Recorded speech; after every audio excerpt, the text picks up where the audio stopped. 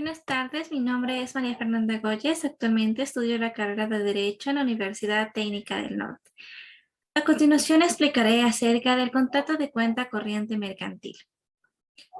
El contrato de cuenta corriente mercantil es aquel pacto por el cual dos partes estipulan que los créditos que pueden nacer de sus relaciones de negocios y comerciales perderán su individualidad propia para entrar en una cuenta en común, para convertirse en simples partidas del debe o el haber, de tal forma que únicamente será exigible su saldo a la hora del cierre de la cuenta, en la época que se haya convenido.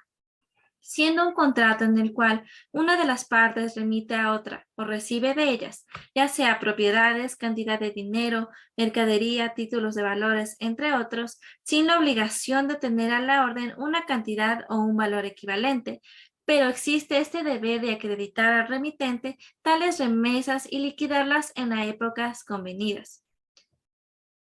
La cuenta corriente mercantil es un instrumento lícito y flexible, considerado como una alternativa que permite y facilita el financiamiento entre las partes, pudiendo así planificar el mejor uso de los fondos recibidos.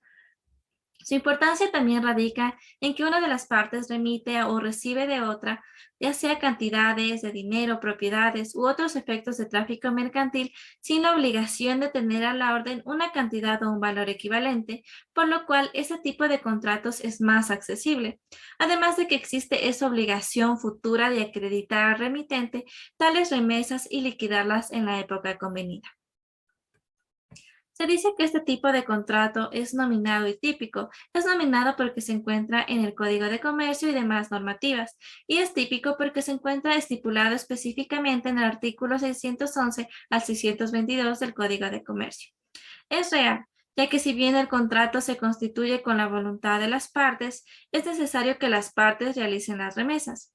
Es bilateral, ya que ambas partes realizan prestaciones y remesas recíprocas. Es oneroso. Esto surge por dos elementos, los beneficios y costos, y el crédito recíproco para el funcionamiento de la cuenta. Es conmutativo. Esto se debe a que regula las permutas y logra mantener la igualdad entre lo que se da y lo que se recibe. Es indivisible, ya que no hay deudor ni acreedor, solo hay un debitado y acreditado. El acreedor no es deudor, aunque puede llegar a serlo, como también el debitado, pues estas circunstancias estarán subordinadas al resultado final de la cuenta.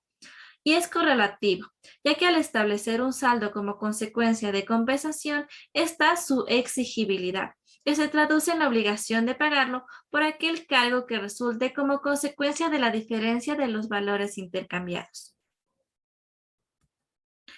Tenemos al remitente, que es el encargado de enviar la remesa y en favor de quien nacerá el crédito y se constituiría como acreedor. Y tenemos al receptor o remitido, que es aquel sujeto que recibe la remesa y se constituiría como deudor.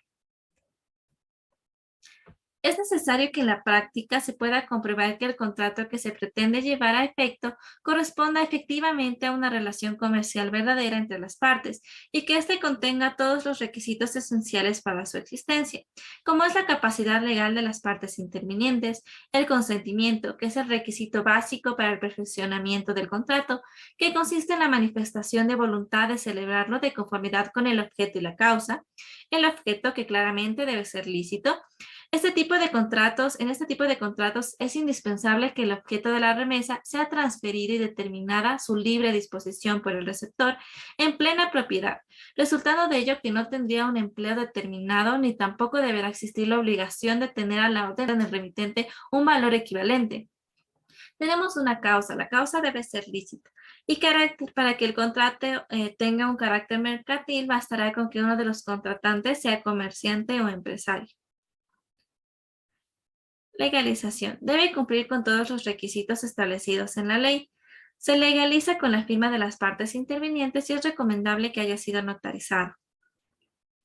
Aquí tenemos un ejemplo de cuenta corriente mercantil celebrado en Quito a 1 de mayo de 2020.